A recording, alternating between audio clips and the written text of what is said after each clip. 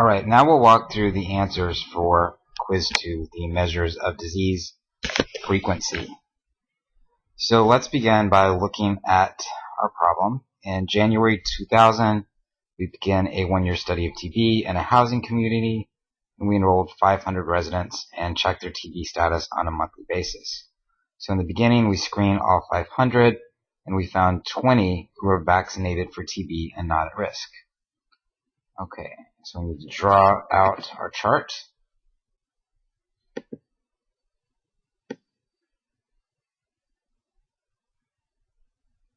And then we've got 20 who were vaccinated.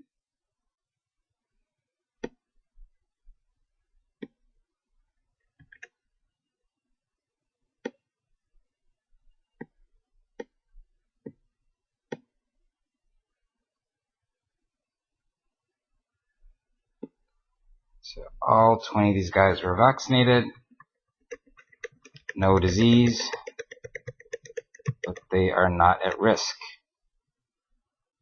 Next, we have another 30 who had existing TB on January 1st.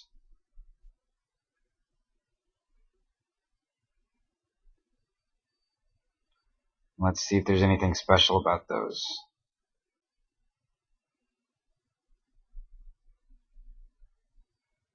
Nope. So we've got 30.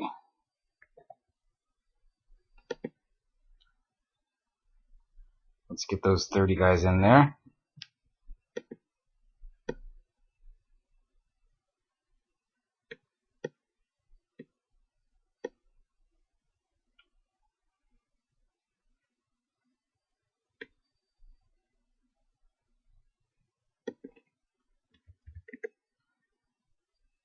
Okay, so those 30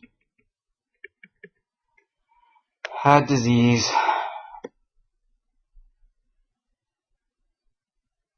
at the beginning.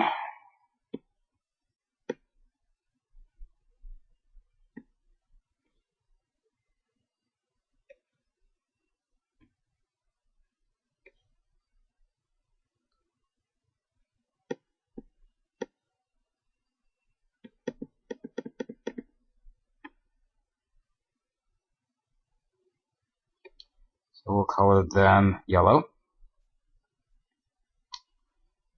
Let's go back and check. On February 1st, 5 residents developed TB. So let's get those 5 in.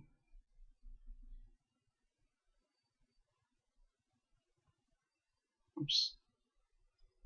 Sorry about that.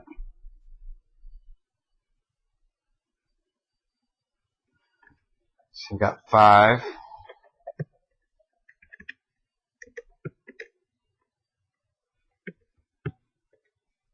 Three, 4, and 5.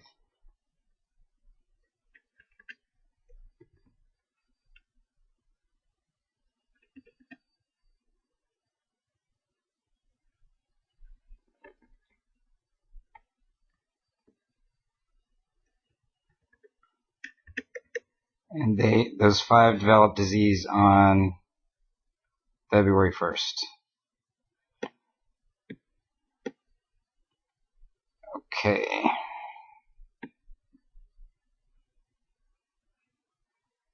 Now, we've got on April 1st, 5 residents developed TB.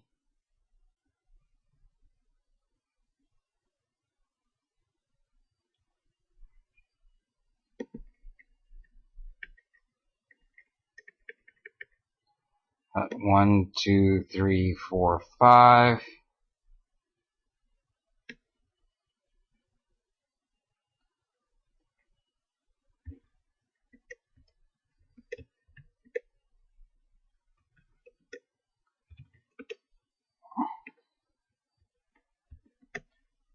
And then, what else do we have? Then we find out that actually 10 of the residents with existing TB on January 1st died of disease. So actually we got to go up to some of our existing guys, 10 of them, and they died when? They died on July 1st. So July is H. Let's take these guys, 1, 2, 3, 4, 5, 6, 7, 8, 9, 10. They did not have disease then because they died. 1, 2, 3, 4, 5, 6, 7, 8, 9, 10.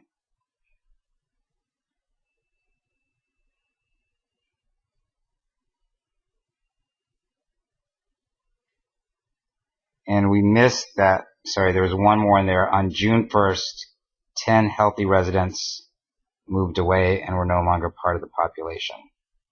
So we got to put those last 10 in. So June 1st, we've got 10. So we've got 1, 2, 3, 4, 5, 6, 7, 8, 9, 10. Lost to follow-ups who moved away.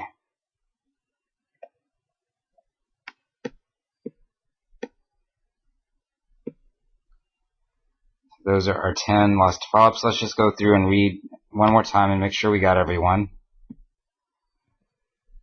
Okay, we've got 20 who are vaccinated, 30 existing, 5 on February 1st, 5 on April 1st, 10 who moved away, and 10 of our original from January 1st who died on July 1st.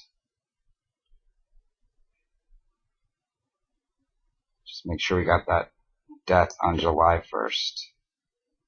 Yep, that's H.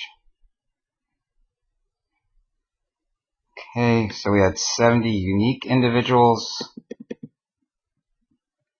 So we had 500 people in the study, so we got our other 500. Now let's just go through and do person time. So looks like we got a bunch of zeros for all of our vaccinated. And then those who came into the study with disease are also 0. So all these guys are 0.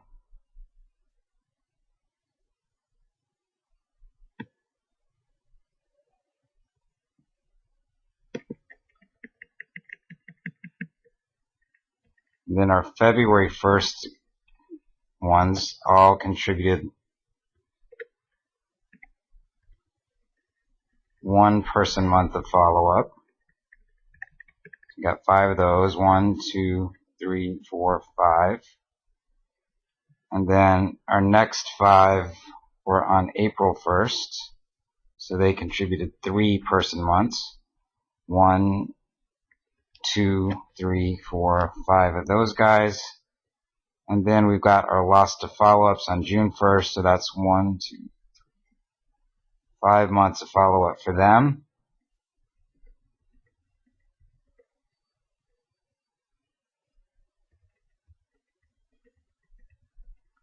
Five months of follow-up for those 10. And then we started out with 500 people. We've got 70 unique individuals that we've already calculated. So we got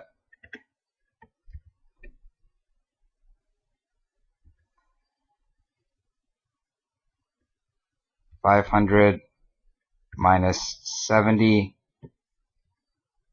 times 12. And then we got to do our total, which is the sum of everything.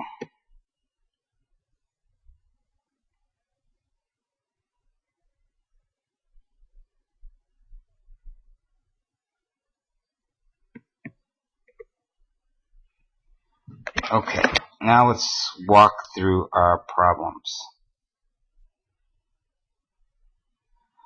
Okay, First one is the subsidized housing community, a dynamic or fixed population. It is dynamic because people are moving back and forth, in and out. We lost people. So it is a dynamic population. Next we have, what is the prevalence of TB in the screen community on January 1st? So let's come in and look at January 1st.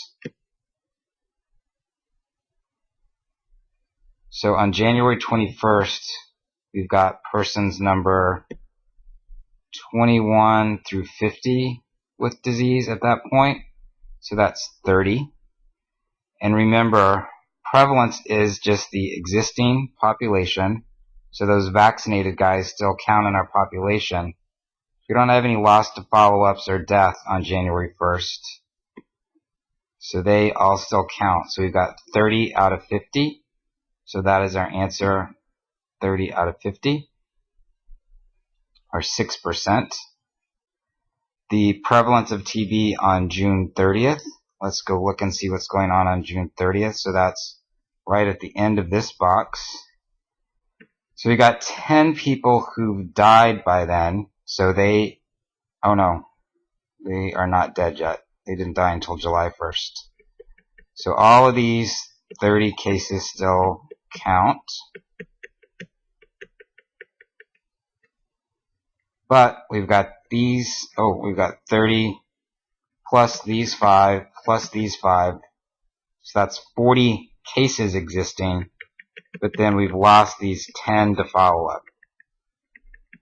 So we've got 40 existing cases because nobody's dead yet. 5 new here, 5 new there, that's 40. And then our 10 lost to follow-ups takes 10 out of our population. So that's 40 out of 490. So our prevalence on June 30th then is 40 out of 490, or 8.2%. The cumulative incidence of TB over the year, just remember that is the number of new cases divided by the population at risk. So how many new cases do we have? So all those came in. These 5 and these 5 are only new cases, so we've got 10 new cases. And all these guys who are vaccinated, those 20, all the people who came in with disease in the beginning, those 30, they're not at risk, so they come out of our at-risk population. So we've got these 10 new cases, and we've got to subtract out the first 50 folks as not at risk. So that's 10 out of 450, or 2.2%. So our cumulative incidence of TB over the year is 2.2%. And if we wanted to calculate the incidence rate of TB in the study population person time, how much person time do we have? Luckily, we already did that, so we just have to come and look at our number. And we got 5230. So our answer there is 5230. What is the case fatality rate? So remember, the definition for case fatality rates is the number of deaths of the disease divided by the total number of cases of disease. So how many deaths did we have? We had these 10. How many cases did we have? We had the 30 who came in, plus our 10 new ones. So our case fatality rate would just be 10 out of 40, or 25%. And then if we're doing our incidence rate, our incidence density, we just take the number of new cases, which is 10, divided by our total person time, which is 5230, multiply that out by 100,000, and that, oops, I missed a 0 there. Okay.